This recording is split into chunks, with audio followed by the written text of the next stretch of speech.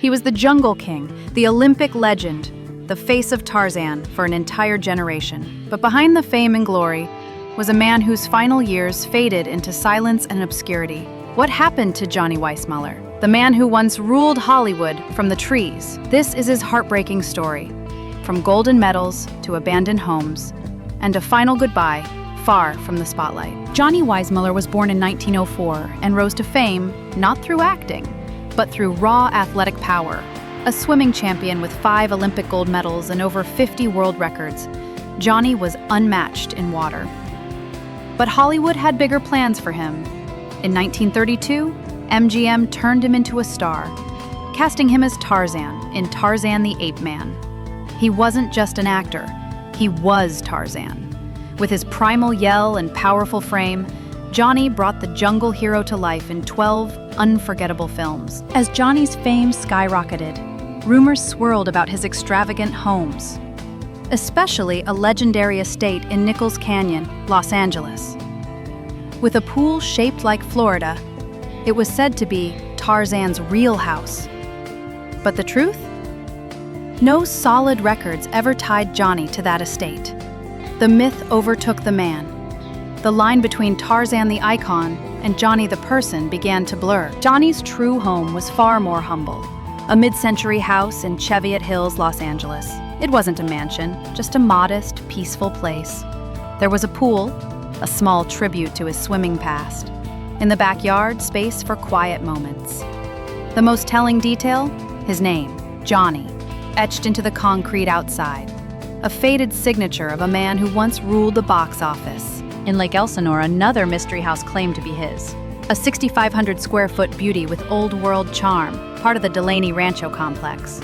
Locals said Johnny lived there in the 1930s or 40s. The pool, now filled in, once echoed with laughter and splashes. Maybe even Tarzan's call. Whether fact or fiction, this house became sacred to the community. A memory of their link to a cinematic legend. After multiple strokes in 1977, Johnny left Hollywood behind. He moved with his wife Maria to Acapulco, Mexico, seeking peace and healing. They stayed at the once luxurious Los Flamingos Hotel, once co-owned by Johnny and other stars like John Wayne, but the glamour was gone. Johnny wasn't chasing fame anymore, he was chasing quiet. To truly find peace, Johnny built a unique home on the hotel grounds, a circular house called the Roundhouse. Inspired by tribal huts from his Tarzan films, the house offered a full ocean view and spiritual design meant to ward off evil spirits. It wasn't just a home, it was Johnny's final tribute to the character that defined him. A symbol of peace, identity, and escape. Johnny spent his last days in a small rental near Playa Mimosa, far from the cameras and crowds. Gone was the roar of Tarzan, gone were the medals and contracts. All that remained was a man, his wife, and the silence of old age. On January 20th, 1984, Johnny Weissmuller passed away at the age of 79 from pulmonary edema. Quietly, peacefully, far from the vines of fame. When Johnny died, his net worth was modest, under $1 million. But what he left behind was priceless. He was the Tarzan of generations. The jungle cry still echoes. His homes, real or imagined, are relics of a golden age.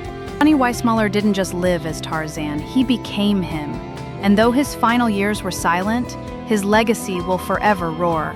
From Olympic pools to jungle vines, from silver screens to silent cliffside homes, Johnny Weissmuller's life was a tale of glory, myth, and quiet dignity.